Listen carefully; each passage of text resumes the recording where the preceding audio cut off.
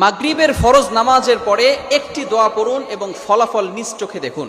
কোনো ব্যক্তি যদি মাগরিবের ফরজ নামাজের পরে এই ছোট্ট দোয়াটা পড়তে পারে, আল্লাহ পাক রব্বুল আলামিন ওই বান্দাকে বিপদ আপদ থেকে হেফাজত করবেন। শুধু তাই নয়, আল্লাহ পাক রব্বুল আলামিন তার উপরে 10টি নেকি আল্লাহ পাক রব্বুল আলামিন তার আমলনামায় দিয়ে দিবেন। আল্লাহ পাক রব্বুল আলামিন তার 10টি গুনাহ মাফ করে দিবেন।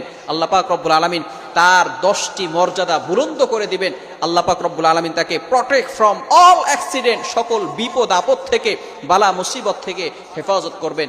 বড় বড় রোগ থেকে আল্লাহ পাক রব্বুল আলামিন ওই দিন তাকে হেফাজত করবেন। আল্লাহ পাক রব্বুল আলামিন অ্যাক্সিডেন্ট থেকে তাকে হেফাজত করবেন। আপনাকে যদি ঘরের ভিতরে আগুন লেগে যায়, আগুন লাগা থেকে আল্লাহ পাক রব্বুল আলামিন আপনাকে হেফাজত করবেন, যদি খালি আপনি একটি আমল করতে পারেন। শুধু তাই নয়, আল্লাহ রাসূল সাল্লাল্লাহু আলাইহি ওয়াসাল্লাম বলে দিয়েছেন, সারা রাত ধরে ওই বান্দার জন্য ফেরেশতারা আল্লাহ তাআলার কাছে দোয়া করতে থাকবে। শুধু তাই নয়, 4 জন গোলাম আজাদ